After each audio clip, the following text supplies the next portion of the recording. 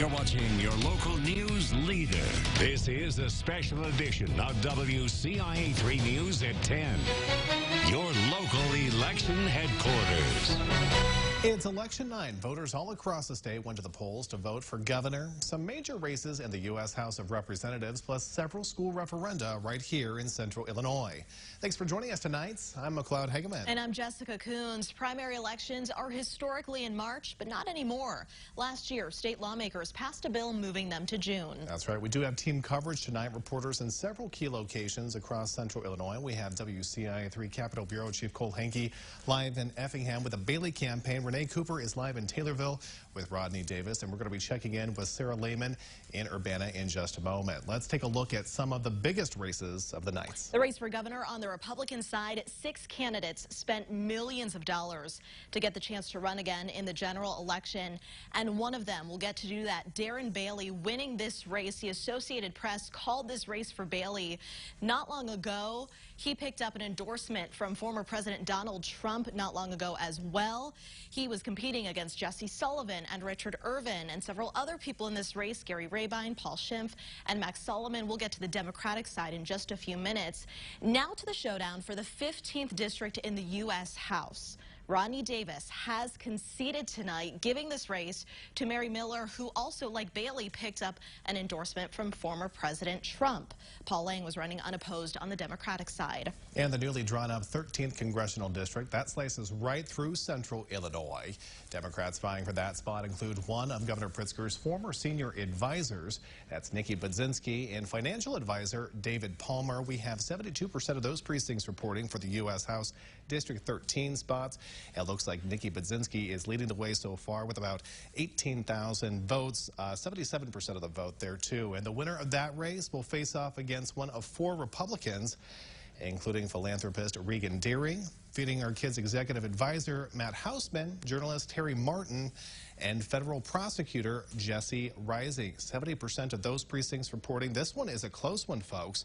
We have Regan Deering leading the way with 35% of the votes against Jesse Rising there with 33% of the vote. Still too close to call on that race. Looking back at the race for governor on the Democratic side, of course, J.B. Pritzker on the ballot looking for another term.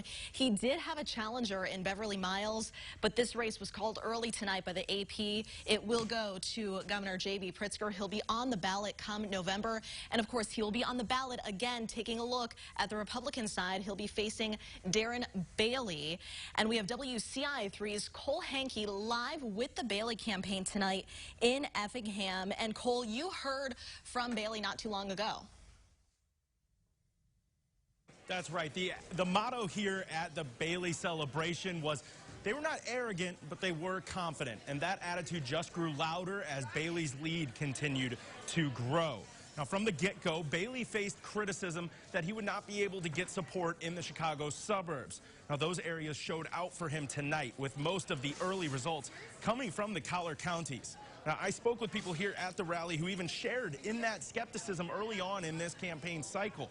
They were excited to see it turn out false, at least for the primary. Our movement is growing. When people show up in November, like you showed up tonight, we will win.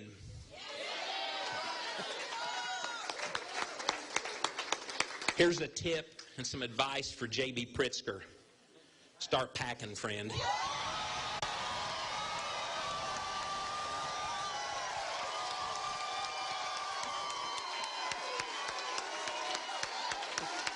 Because on November 8th, you're fired. That's what's going to happen. Now, after weeks of turmoil in the Republican Party caused by Darren Bailey's surge in the polls, they are trying to present a united front, with Don Tracy, the chairman of the state Republican Party, speaking at Bailey's event tonight. But so far, Bailey says he has not heard from the Richard Irvin campaign. Reporting in Effingham, I'm Cole Hankey, WCIA 3, your local news leader. All right, Cole, thank you. Tammy Duckworth is running unopposed for her U.S. Senate seat, but that's not the case on the Republican side. 7 people are running against her. That includes Casey Klebeck, Matthew Dubiel, Peggy Hubbard, Bobby Piton, Kathy Salvi, Jimmy Lee Tillman II, and Anthony Williams. We have 82% of those precincts reporting that race still too close to call there. And several Republicans are looking to unseat Attorney General Kwame Raoul. They are Thomas DeVore, Steve Kim, and David Shestoka. 67 of those precincts reporting this race too close to call. 44% of people casting their ballots for Thomas DeVore, 35% for Steve Kim. Longtime Secretary of State Jesse White is retiring. Running for that office on the Democratic side, we have 4 people, and right now in the lead is Alexi Janulius, the former state treasurer, with 53% of the vote over Anna Valencia's 34%. She is the city clerk of Chicago. The winner of this race will face the winner on the Republican side for Secretary of State come November.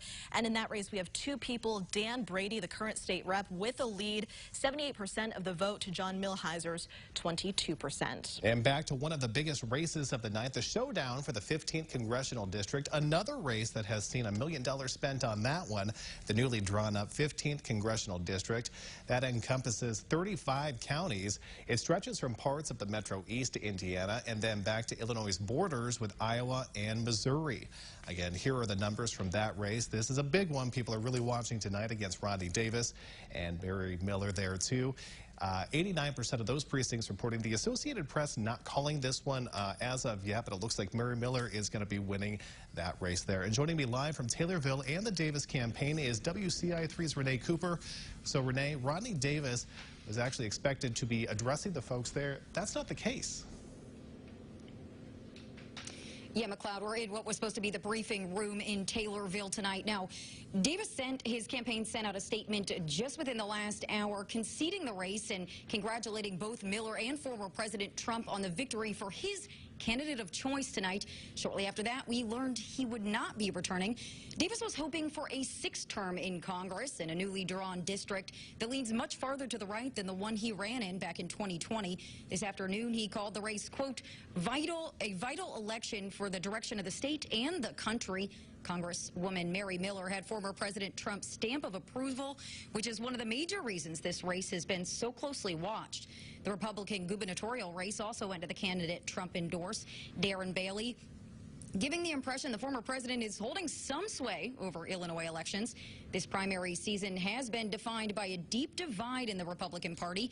Those who support President Trump's meritless claims that the 2020 election was stolen, and those who don't. Davis voted to certify the 2020 election. Even so, he didn't recognize the divide this afternoon, continuing to tout his work on Trump's re-election campaign and his alignment with the former president based on his voting record in Washington. Now, both candidates earlier ultimately called themselves the true conservative in the race.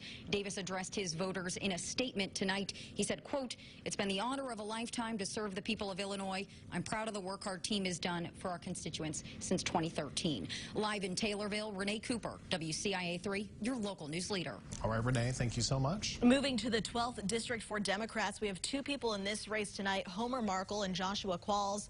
Homer Markle has 58% of the vote with 71% of precincts reporting, so still some numbers to come in, but the winner of this race will face incumbent Republican Mike Bost in the fall. As for the Republican 16th District vote, Darren LaHood, a current congressman in the 18th District, has the lead with 64% of the vote over his opponents tonight. And in the 2nd District, where Robin Kelly is the incumbent for the Democrats, we have Republicans Shane Cultra, Thomas Lynch, and Ashley Ramos vying to be the top Republican in that race come this November. 82% of those precincts reporting. It looks like Thomas Lynch is leading the way so far. Shane Cultra coming in 2nd at 34%. And on to the Illinois State House and the 87th District. On the Republican side, we have a 2-person race. That includes Dr. Bill Howder and Tazewell County Treasurer Mary Burris. 38% of those precincts reporting. It looks like William Howder is leading the way with 4,500 votes so far. 2 people running in the 95th District, Republicans Tim Butler and Kent Gray. Tim Butler, a current rep for the 87th District, and has a big lead right now with 27% of precincts reporting. Tim Butler with the lead over lawyer Kent Gray. In the 96th District tonight, the Republicans Prescott Pollen and Lisa Smith vying for this seat. Lisa Smith has a lead right now with 65% of the vote. The winner of this race will face the incumbent Democrat Sue Scheer in November. And on the Republican 54th Senate seat, attorney Steve McClory is going up against certified public accountant Donald DeBolt there. 51% of those precincts reporting. It looks like Steve McClory is leading the way with nearly 10,000 votes against those 5,700 votes against Donald DeBolt at this point. Up next, some central Illinois schools need voters' help, and one of those is the Mahomet Seymour School District. Will they be able to build a new junior high and take care of other upgrades? Plus, Champaign County Republicans are looking to take back the sheriff's office, who will be running against incumbent Dustin Harmon.